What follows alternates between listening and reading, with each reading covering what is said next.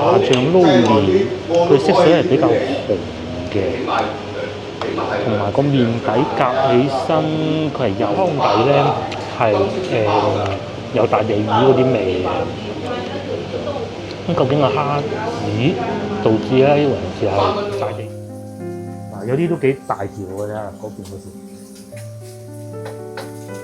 整開啲蒜頭同薑。終於又嚟到晚餐時間，哇，幾豐盛！首先有啱啱大家睇過煎好嘅多春魚啦，腰，咁佢咧後尾咧仲再落咗少少胡椒粉嘅。哇！呢隻咧就雞翼，嗱雞翼咧點解我哋成日話要買細隻就咁解咧？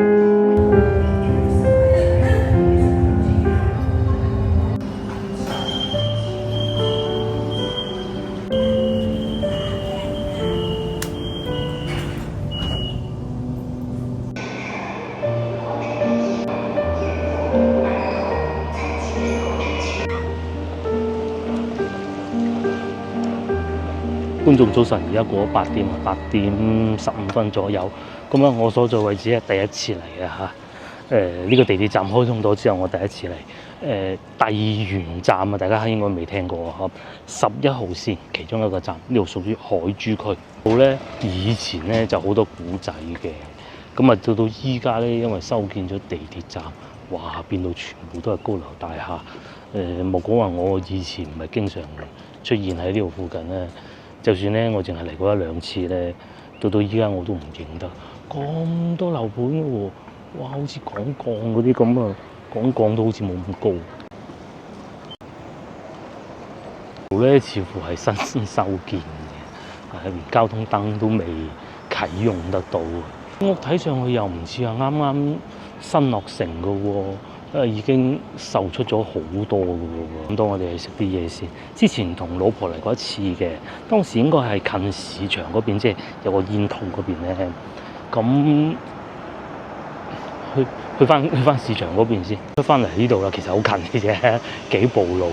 咁啊前邊咧就係我對呢個呢個紙廠呢邊咧最熟悉嘅地方，就叫紙廠慈記大排檔。以前好似冇紙廠兩個字喎，慈記大排檔。咁喺呢度廣子匯，呢度咧叫星匯灣花園。我記得啦，之前曾經嚟過拍攝嘅，我就行到嚟呢度咧就唔敢行入去啦，就會唔會變人哋啲小區有個保安看住㗎咁樣？其實係可以嘅，因為地鐵站都喺裏邊。你如果唔俾人行嘅話，地鐵站點能夠咧嚇？都好多好嘢食㗎喎，潮汕菜燒嘢，前邊咧又有水廠，呢個24小時營業嘅係銀記腸粉，隔離慈記大排檔都仲開緊宵夜。早茶時段啊，6點8之後諗唔到競爭真激烈啊嚇！早茶時段都要做埋。仲有呢個武林廚神都係開咗好耐㗎啦，係啊。咁同埋咧呢度咧有一個好出名嘅東西咧，就係呢個巴士嘅29號，冇錯係開到嚟呢度。我之前同老婆嚟呢度食過慈記大排檔，幾好㗎嚇，幾有趣嘅嗰啲菜式都，仲有雙層巴士添。咁啊當時咧我最記得就揸車過嚟嘅，就喺嗰度停住咯。個天又開始落雨啦，呢幾日個天好似穿咗個窿咁啊！出嚟拍攝都係諗住佢應該係啱好 reset 緊咧，未繼續穿窿，所以出嚟行下睇下嘅啫。食咗早餐再講啦嚇。我記得前面有啲雲吞麵檔都係唔錯嘅。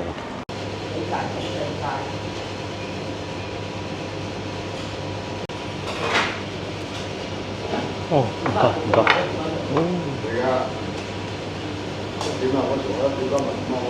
我嘅嘢食就到咗啦。咁我一個炸醬撈麵，左邊呢一個，咁右邊呢一個咧就係鮮蝦淨雲吞，咁13、14，加埋就27咯。就街坊食堂雲吞麵店啊，老闆又係本地人啦，隔離有叔叔傾偈，又係本地人喺度研究緊飲咩米酒啊。至於我咧就餓啦，真係。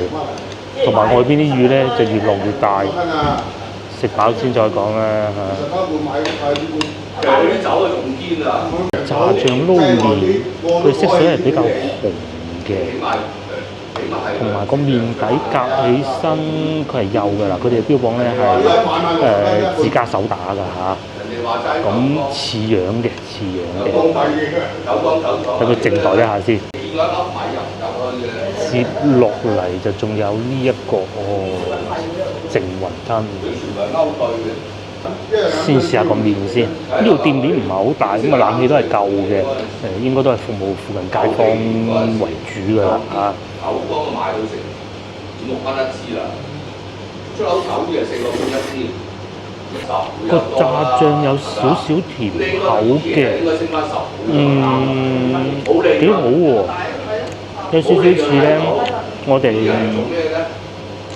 喺文德路食到嗰間嘅，嗰間攞到米芝蓮嘅，但個麵咧比我想象中要硬少少，但不多，可以接受範圍之內。而家8點半。好多咧該翻工，因為而家咧放假咁學生仔少咗好多。我買支嚟試下啦咁樣，藍色包裝啦，好挨近啊！如果你有乜淡啊唔得。呢食過癮喎個麵，有少少辣，油唔算太多，同埋食到呢個狀態未有黏住。個炸醬即係肉碎咧都 OK 嘅，唔算太油嘅啦。煮緊雲吞等一等啊，靚女！即係嚟試下雲吞。啲鯪魚唔好食啊，你而家馬字唔熟啊唔得。特登嗰啲嚟㗎嗬。阿老細話咧，雲吞淨係浮起身都唔得嘅咁樣，要煮落啲先得嘅。嗱個湯底咧係有大地魚嗰啲味嘅。咁究竟個蝦子導致咧，還是係大地魚粉咧？以我水平我梗係食唔出咧。但個雲吞咧個皮就好薄，同埋夠細粒嘛，緊實嘅都唔錯。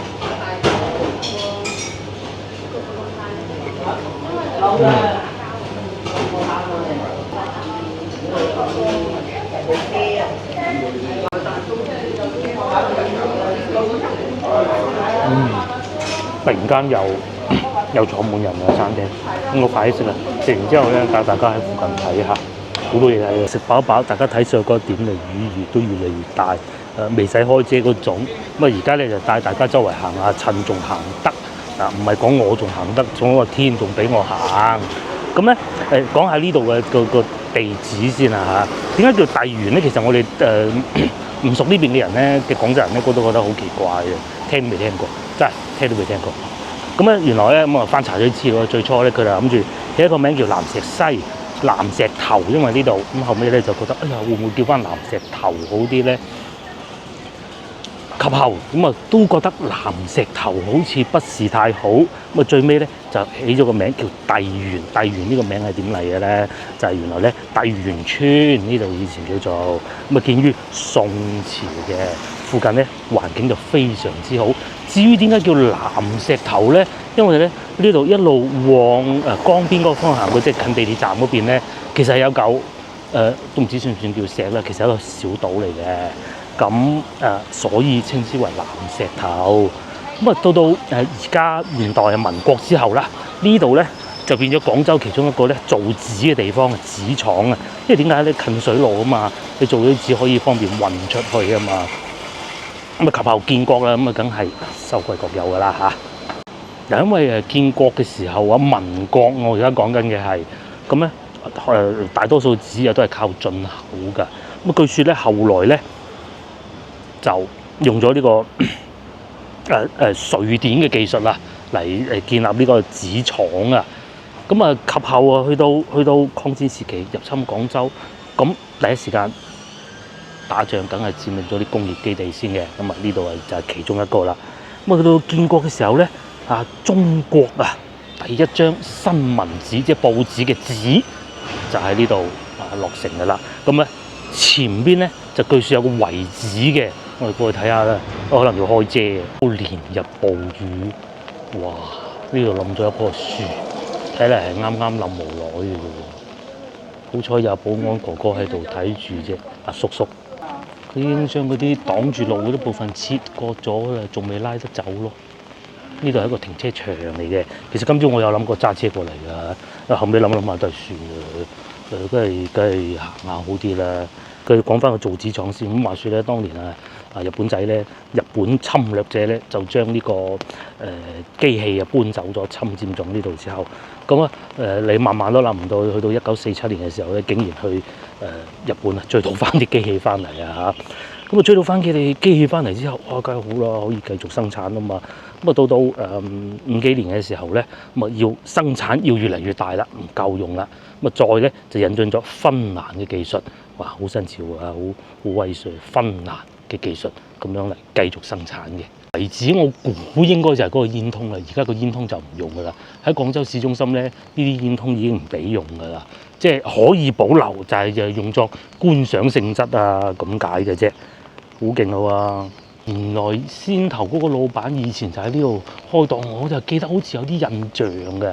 而家又搬翻出去外邊嗰度做嘅，係做咗好多年嘅佢。因為我好耐之前行過一次嘅呢度，到而家就比我當時行嘅時候咧安靜得多。早知揸車嚟嘅。一樣咧，仲可以見翻以前紙廠嗰啲宿舍樓啊，嗰種感覺㗎。呢度全部都揾得到，因為不可能全拆㗎。再講下古仔，呢啲紙廠咧，其實佢係屬於市政府嘅地嚟㗎。咁市政府咧，佢就隨時可以收翻嚟，改作其他用途嘅嚇。佢可以譬如呢度係住宅，咁就起樓，係啊，可以起樓嘅。咁所以附近咧就出現咗好多新嘅樓盤咧。唔好講全部啊，大多數其實都係越秀集團啊，或者一啲國企咁樣樣嘅。事實上咧，依家咧又真係變咗一個房地產集中基地。前面好似封住路嘅喂，面前呢啲咁咧都已經係半荒廢咗，有冇人住咧？唔知啊。話唔定冇人住㗎。繼續講翻紙廠嗰個古仔。咁以前咧，日本人打仗梗係要設立嗰啲監獄嘅。其實咧喺廣州亦都係有當時一個監獄，其實就喺呢度隔離。不過我唔係好敢去嘅。係啊，南石頭監獄其實老一輩嘅廣州人咧都係有聽講過嘅。甚至乎我相信有啲紙廠嘅職工咧，應該大概都知道當時好多細節嘅。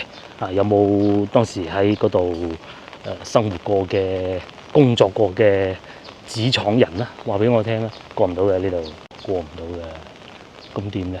我想去嗰個塔嗰度睇下喎。到廣州有啲咁安靜嘅地方，有冇人住？我都好疑惑。我喺呢度見到呢款車喎，呢個係小米新嗰款 SUV 諗唔到咁長嘅喎，佢比我想象中要長啊！因為我都成日覺得特斯拉好長啊，佢比特斯拉仲要長，感覺但係就窄啲咯，係叫小米U7 YU7，咁就唔係嗰款 SU SU7 嚟嘅，我應該冇認錯吧但係好似咁舊咁嘅，係冇錯嗰度寫住噶嘛第一次見真係，又越嚟越近嗰個公園啦。咁原來咧呢度啲樓盤下邊都幾靚喎，有好多餐廳，有啲係新開嘅，有便利店啦、沙縣小食啦、魚蛋粉啦，咁都多人住喎，出出入入。咁同埋咧睇上去咧佢應該呢度係新落成，又或者係啱啱開盤無耐啦或者呢1-2年嘅事情啦。呢度仲有個便利店，前邊又有便利店，都幾方便啦。而且呢度好近地鐵站㗎，就算係電雞都好啦都係好方便有得停嘅。咁至於4個轆就應該更加唔成問題，佢應該係每個單位都有配套㗎吧。呢啲咁正宗潮州魚蛋粉新店開業，即係講明咧呢幾間鋪咧應該都唔係好耐歷史嘅。同埋個大堂都幾靚喎，有管理㗎噃。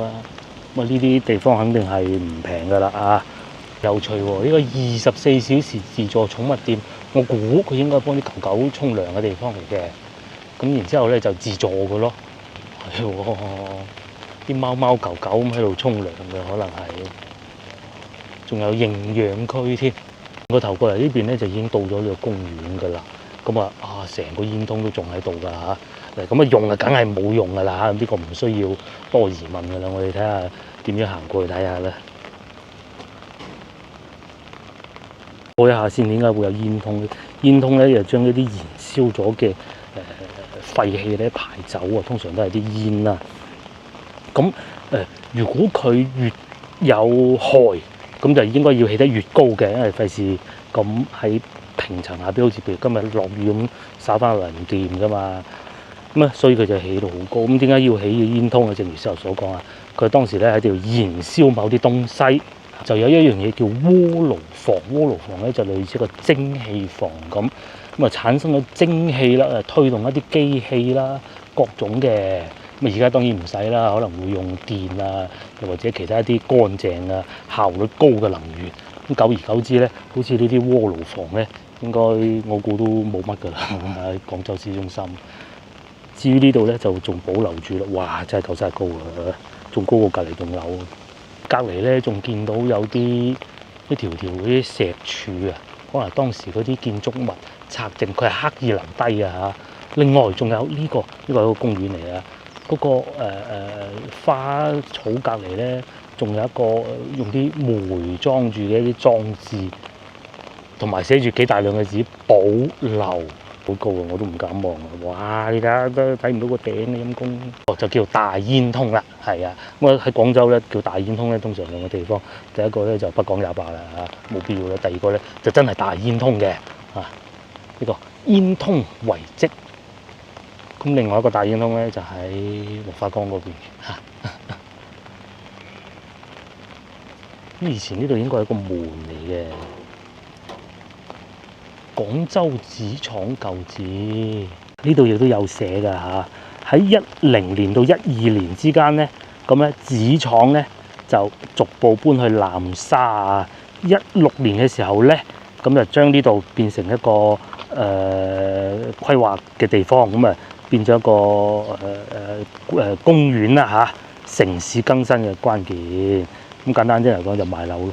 亦都有觀眾好耐世紀之前，因為佢哋唔識，我冇辦法啦嚇。佢話：哇！啲廣州啲天氣咁差，空氣咁污糟，其實唔係嘅。咁啱嗰日咧就落雨嘅天氣不是太好嘅啫。第二，廣州咧係為咗去工業化咧係付出咗好多嘅，真係應該如果冇記錯，從阿林市長開始咧，林市長好似已經退休啦，就將啲工業搬嚟廣州，係啦。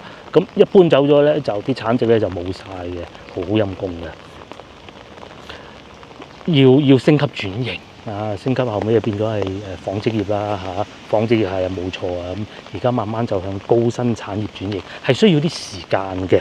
即使係轉型去紡織業都轉型咗好耐啦嚇。但係換嚟個代價就係真係空氣啊、環境啊好咗好多啦。咁有錢就整下啲排水管啊咁。舉個例子啊，當然呢個事情唔發生喺市區，就喺啱啱過去嘅一晚，廣州落咗好大場雨，市區還好啲，從化100毫米，100毫米就已經紅雨㗎啦，增城啊嗰啲。咁始終有搞基建有搞排水嗰啲咧，就唔似北方一啲城市咁樣。少少雨咋，都唔叫少少啦。對於佢哋嚟講，100毫升嘅雨量就已經係水災咁啊！講真冇嘅嚇。咁接落嚟亦都帶大家附近行下，因為真係落雨都幾大。前邊呢啲屋啊，咪以前紙廠嗰啲屋咯，不過啲天氣比較蒙，唔知大家睇唔睇到？對面嗰啲好舊喎。如果我冇記錯咧，當時嘅紙廠咧應該叫東方紅紙廠嚇，希望冇記錯嚇。咁而家咧就變晒樓盤嘅啦，因為始終呢度望江啊。另外仲有先頭我講嗰個監獄嗰度咧，我真係唔係好夠膽去啊，冇必要啦嚇。據說嗰度仲唔係好似而家呢度咁樣圍起身變咗博物館，係真係仲係一笪爛地，一笪以前嗰啲監獄啊。嗰啲地嚟嘅，我唔去啦，冇必要啦。咁啱落雨啫，叫我唔好去啦嚇。呢度係會有2個地鐵站，一個就係先頭我哋所講嘅帝園，另外一個就係繼續行翻出去紙廠。我會往紙廠嗰個方向行過去嘅，慢慢行。咁啊呢度都幾好嘅嗱，行起身咧唔會話後邊有部電雞催促你快行啦，唔好阻住我揾錢啦，係冇嘅。都嚟到附近啦，又同大家講下樓價啦。咁比我想象中平啊嚇！你係如果喺老荔灣老越秀買嗰啲老破少咧，我覺得寧願你呢度啦。譬如好似呢個咁，先頭我哋喺地鐵站出嚟啊，佢而家講緊都係27,000蚊一平方米，呢個價錢好合理啊！去到曉港嗰啲咧，二手好舊，而家啲講緊呢個係新盤嚟㗎嚇。最低上車價都係260萬，而且一個重點係佢已經有現樓，你唔使驚嘅，到時發展商走佬。不過咧壞處就係揀完揀剩，咁啊睇你點睇啦嚇。但係咁喎，200幾嘅喎，有咁嘅環境咧，通常我哋咧都係講話屋裏邊啊固之然重要，但係其實周邊好緊要嘅嚇。咁啊西關嗰啲咧就周邊越嚟越差，屋裏邊啊更差。咁但係一樣係要使到咁多嘅話，你話買嗰啲定呢啲咧，都唔使問嘅啦。大家如果係有腦嘅話，啦除咗平，亦都會有貴嘅。先頭我哋經過呢個咧，呢個就貴啦，56,000蚊，不過佢係望到江嘅，460萬最低消費。我哋通常會叫上車價，係啊，56,000蚊。咁56,000蚊咧，都我屋企樓下嗰啲啊，我屋企樓下嗰啲賣到緊8萬幾，我都唔知點解嘅嚇。有咩好咧，我都講唔到啦。係嘅，好似56,000蚊嚇。咧又遇到個街坊啊，佢喺美國翻嚟，阿李生啊，我當時唔記得，我而家記得係李生，阿強哥啦嚇，我哋叫翻。咁咧，佢就知道我講緊邊個樓盤啊。過幾日佢翻到去嗰邊嘅話，美國嘅話，佢有睇我用電視，我講緊邊度？我哋屋企，我覺得嗰度真係唔係好值，行去地鐵站老遠。呢度呢啲咧，不過我就唔係好知佢係嗱就係呢個啊，啱先唔記得咗啊嚇，星匯灣花園咪就係呢度咯，5個幾一平方，56,000蚊一平方米。鹹仔嗰度喎，甚至乎咧，你可以講係雙地鐵啊，因為行出去紙廠咧，地鐵站不遠嘅啫。我哋而家就行翻過去啦。樣又係呢個星匯海珠灣啊嚇，咁佢有啲舊啲嘅期數啊，19年落成嘅，80幾啫喎，最平啊！當然我講緊嘅係啊嚇，不過咧呢個應該係商住樓嚟嘅。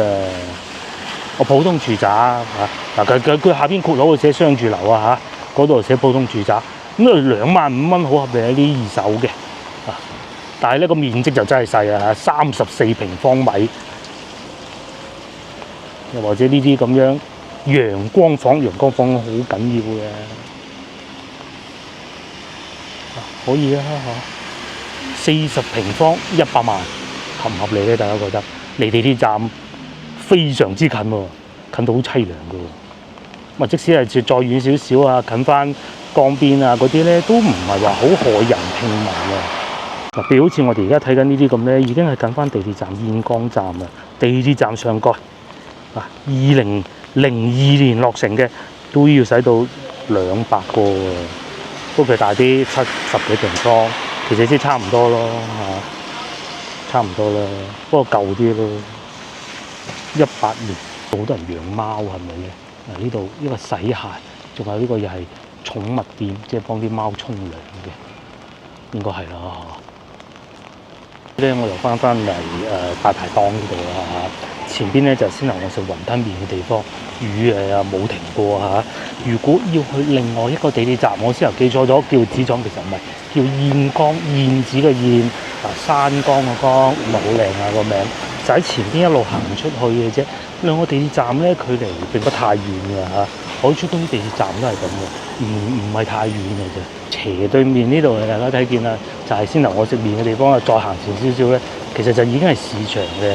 我相信咧，先頭住喺裏邊嗰啲2萬幾5到5萬幾一平方嗰啲樓盤嘅人咧嘅居民咧，都係嚟呢度買餸嘅啫。咪就喺呢度過去嘅，今日唔過去咧，我都冇餸買嚇，快行啊！同埋仲有都城快餐啦，之前都喺度食過快餐嘅，又有利口福呢邊咧，始終就成熟啲嘅啲配套，咁咧就人多啲，起碼有個雲吞麵檔啊，甚至乎其實前邊再行前少少咧，都仲有腸粉檔啊，各種都有嘅，呢邊就旺好多啦，係咪？強記竹升麵其實先頭我有考慮過呢個，不過呢啲翻去西華路都有，咁就算啦嚇。呢個都唔錯㗎嚇，強記竹升麵，甚至乎隔離仲有呢度食咩啊？呢度我睇唔到佢食咩，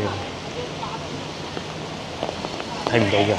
哦，都係食麵嘅應該係嘛？咁啊，仲有隔離有啲小食店啦，乜記啦，乜都有嘅。啊，星巴克嘅全部都齊晒。西關龍字號，呢個唔錯㗎。至於呢個，呢個係食餃子，北方餃子咁幾靚喎，廿幾蚊一份，可以啊。好少有專門標榜係北方餃子嘅。有呢一間嚇，先頭我又考慮過呢個，如果唔食麵嘅話，一定係要食腸粉，就食呢個和百盛。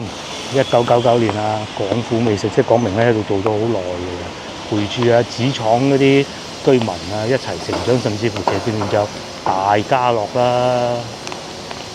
呢個係做尖嘅個公仔，隻蜜蜂，即係上邊就係做尖㗎啦。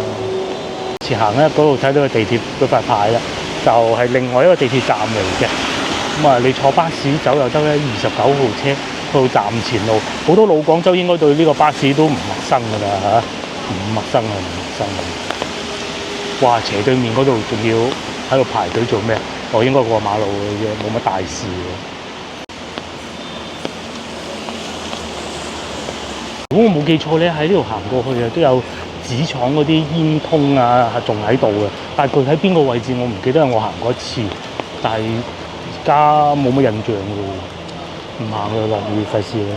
嗱，嗰啲靚屋、新屋以外咧，仲有好多舊屋㗎，好似斜對面呢啲咁啊，又係當時紙廠，相信應該係宿舍吧。因為員工就要喺翻附近做工㗎嘛。你如果去白雲區住，跟住嚟呢度做工，而家都吃力啦，何況以前咁嘅，所以要俾啲宿舍佢哋住咯。咁住耐咗，久而久之啦，就可能係變咗分配咗俾佢哋嘅房屋咯。咁嘅就私有財產嚟㗎啦，咁可以轉讓，可以出售。呢度咧同先頭嗰度就唔同啦，呢度咧就係會多電雞好多，係咪？大家都見到㗎啦，旺好多，但係電雞亦都多好多。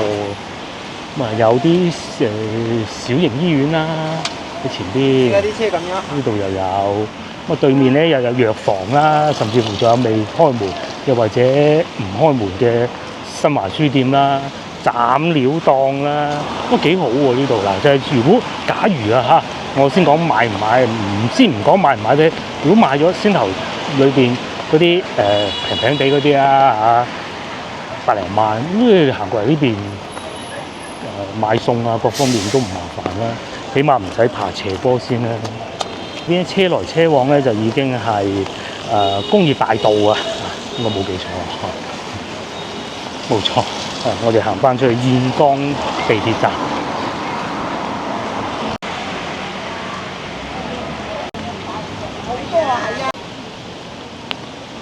舊屋咯，廣州真係剩低唔多，好似左邊啲咁，上邊仲有煙通，應該亦都係以前嗰啲宿舍嚟嘅。呢度仲有人住喎，裏邊停滿車嘅喎，面亦是如此啦，都係好多人住嘅喎。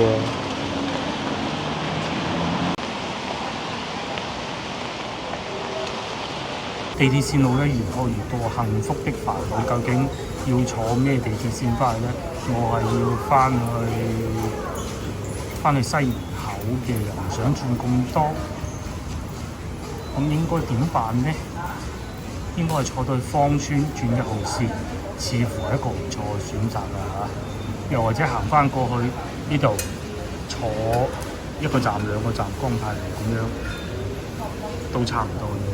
咁啊坐新就不坐舊啦，呢度咁樣過，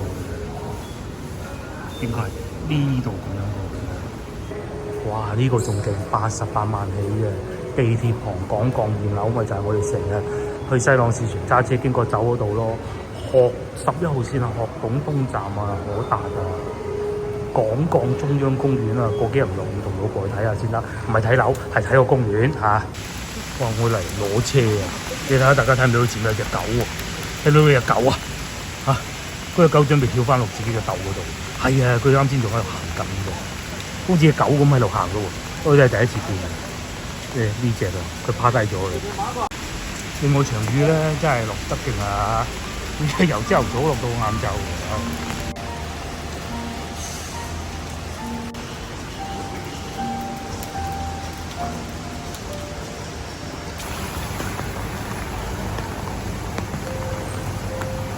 嚟到晚餐時間，今晚淨係食青瓜，梗係唔係啦。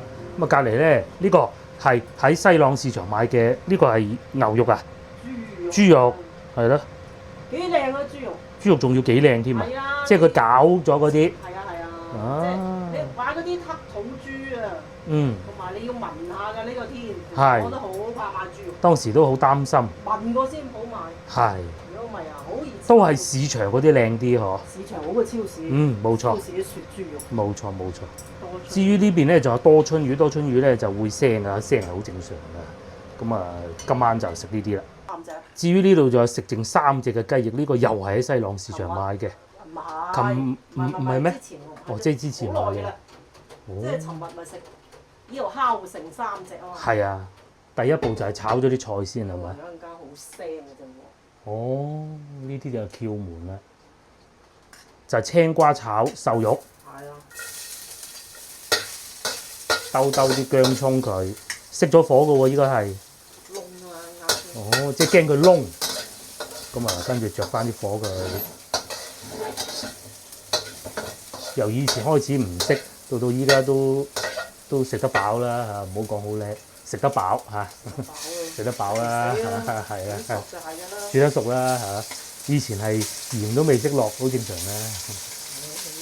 做得多啲。啊，個個都係咁行過嚟㗎啦，係啊。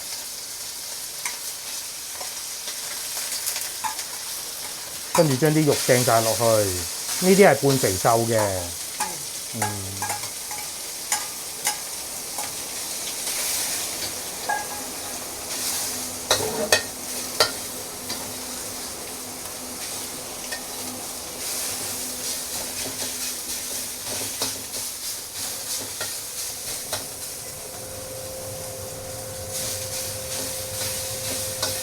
咁啊炒熟就係㗎啦嚇，都唔好理佢，即係炒到佢唔生。啊，炒散佢咯。炒散佢，唔好黐埋一嚿。啊，咁啊咁樣就好難熟嘅，同埋唔使咁多油，因為佢有仲想落啲油添啊！我仲講緊佢裏邊有豬肉。哦，哇，夠晒鑊氣啊！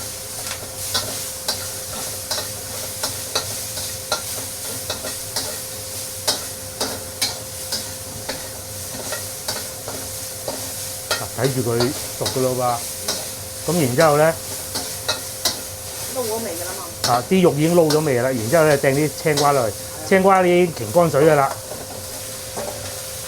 切咗擎乾水，哇！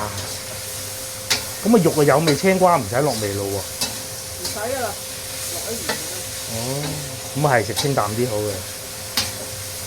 咁啊青瓜咁樣炒就係為咗爽口，就唔係食腍嘅係嘛？係啊，係。哦，咁呢個時候俾少少鹽，咁同埋咧，其實而家窗外咧啲雨又再大啲啦。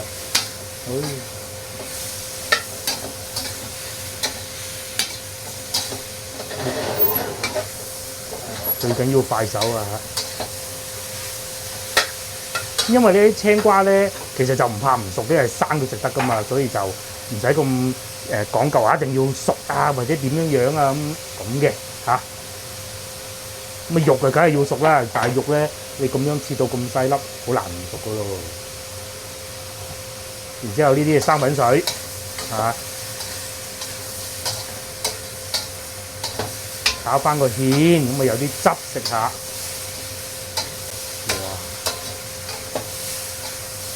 咁一落咗水咧，啲青瓜咧就會再熟啲添咯，因為有水分、水蒸氣啊嘛。要咁樣一路兜住。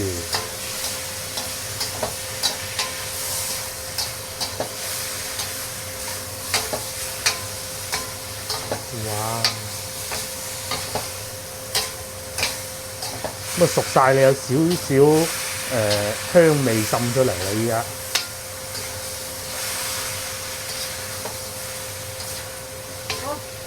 好，呢個可以啦。好快一個。好快啊！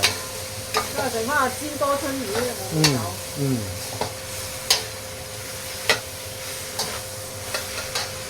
係，先畢埋一碗先，等陣再分開。咁啊，我哋咧就中意一人一碗，咁就唔使話夾嚟夾去咁嘅啦，懶啊。分餐㗎。係啦。洗少量隻兜啊。係啦，環保啊，嘿。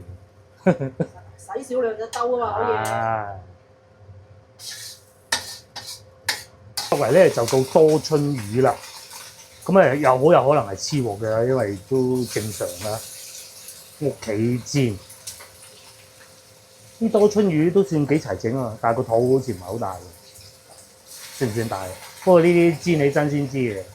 好靚啊！好靚係嘛？有冇春啊？唔係好多。係春唔算太多，呢啲講季節嘅。講季節嘅。啊！但係就好新鮮啊！嗱，咁我每一條咧要抹到佢乾，即係乾水啊，唔係掉嚟爆咁樣。油啊蛋啊，係啊，有嗰啲水啊。係啊，同埋多春魚係會爆嘅，爆啊！煎嘅時候，所以咧其實不過我哋有近視戴眼鏡冇所謂，如果咪煎嘅時候都要小心啲啦嚇。不過我諗好多觀眾都識㗎啦，仲使我哋教咩嚇？係啦。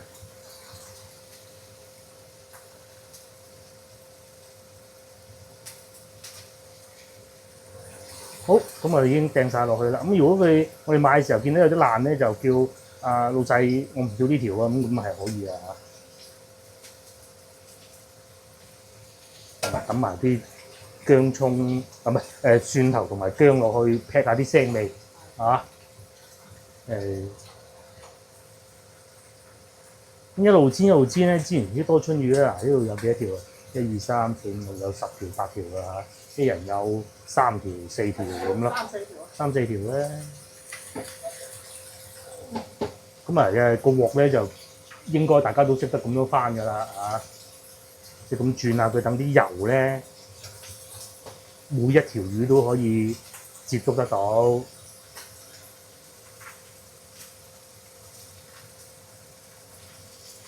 好似好靚咁喎。哇！嗱係嘛，真係會爆㗎。其實我之後都中咗2下嘅。佢個魚肚嗰度有啲水啊嘛。係。因為多春魚佢唔係話要劏開㗎。嗯。你掹咗嗰個腸就得㗎啦。係。阿老細會處理好定係我哋自己翻嚟？你而家翻嚟自己搞。哦，自己翻嚟搞。呢啲啊，就咁掹嗰條腸就得㗎啦。即係個肚嗰啲污糟嘢咁樣。洗唔晒嘅就掹嗰條腸揾到腮咁就得㗎啦。嗯。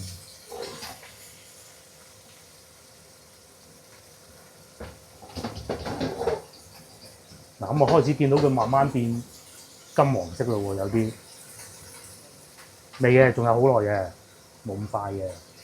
咁有冇醃過咧？有，你唔攞啲鹽嚟醃㗎。要攞啲鹽醃佢哦。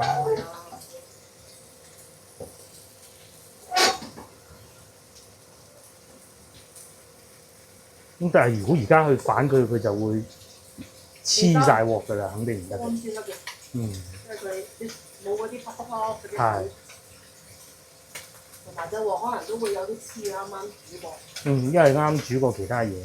應該係問下老細攞嚿豬油嗰啲。係，我哋買豬肉嘅時候就叫老細攞嚿豬油，咁啊老細就會無償俾你，係洗個鑊咁嘅。嗯。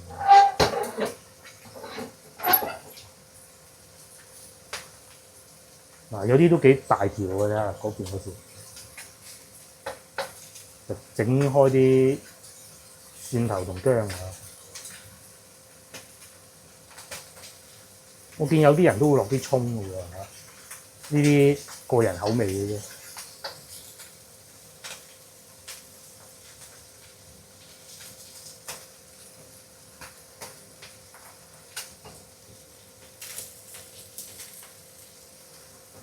好香咯喎，已經。如果咧而家屋企有隻貓咧，隻貓就會企喺隔離看住。以前細個住喺大南路嘅時候，隔離屋煎魚咧，嗰啲貓咧就喺嗰度等住咁樣咯。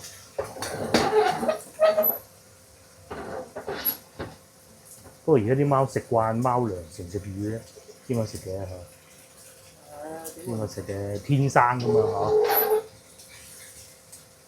最開心就係煎魚嘅時候。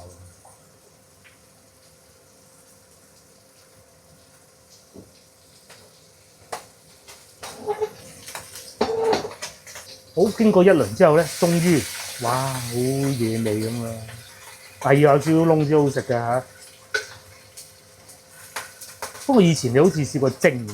黐線嗰啲啊蒸啊！蒸你蒸㗎嘛？我唔記得啦。我肯定唔會喺度蒸。係咧。多春魚一定。一係冇鬼食，一食就梗係要煎㗎啦。邊有蒸啊？靚㗎嘛。係。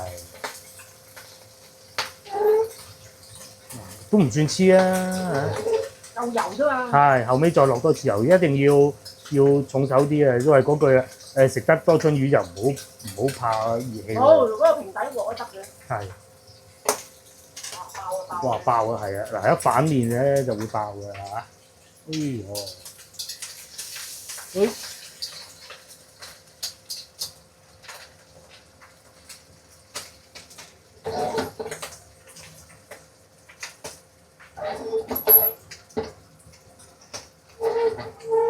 又嚟到晚餐時間，哇幾豐盛！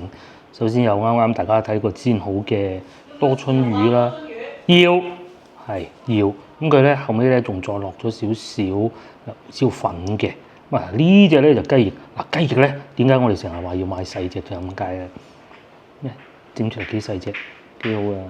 咁仲有下邊咧就有啲菜啦、肉啦、要啊，同埋都可能夠鹹。呢個係先頭嗰隻蛋，少少咧意思啫嘛。咁啊仲有咧一杯茶啊，冰茶嚟嘅冷泡茶。非常之亂啦，其實咧鏡頭以外咧係好亂，因為個女嘅工作室喺度嚟整蛋糕啊、麵包嗰啲正常㗎啦嚇。好美味。嗯，老婆話好美味。多春魚，哇，真係好美味。首先咧，佢又唔係煎得好燶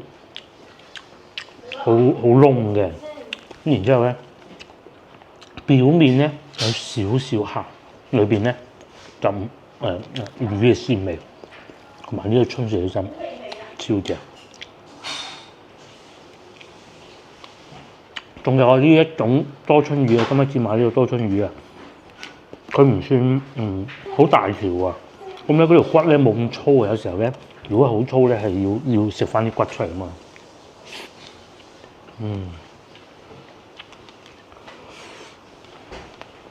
但係咧我就真係唔係好中意胡椒粉，不過咧有胡椒粉咧就剔咗啲腥味佢。青瓜就咁嘅，首先咧佢批咗個皮先啦，係咪？剩低少少，咁然之後咧就咁樣打斜切。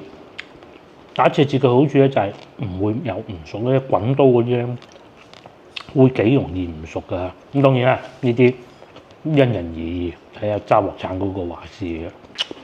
嗰啲肉咧係有少少肥，三瘦七肥，唔係三肥七瘦啊！現場教咗佢，好好食啊！靚好多嘅嗰啲黑土豬，即係日本嘅黑豚肉啊，係嘛？我哋叫土豬啊。仲有呢個琴晚其實已經食過啦。咁有觀眾點解冇湯嘅？其實咧上一晚我哋已經飲咗湯啦，咁啊唔使慢慢湯嘅，真係好食喎多春魚。係啊。但係最令人期待就係個雞翼，乾水又要。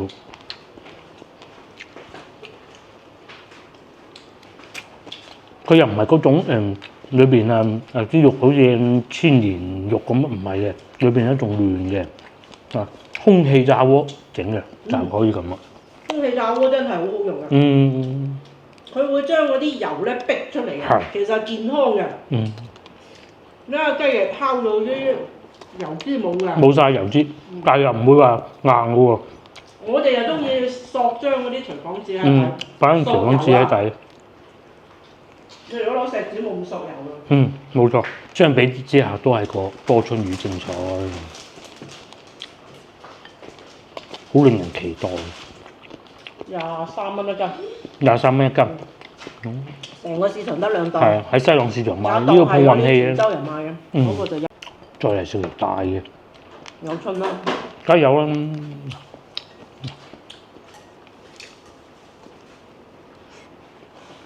都可以啊。佢唔係上邊呢條好大條骨嗰種，有啲條骨好粗。連個頭都食到嘅。係。不過你知唔知前一定要索乾啲水？而家咪會爆炸。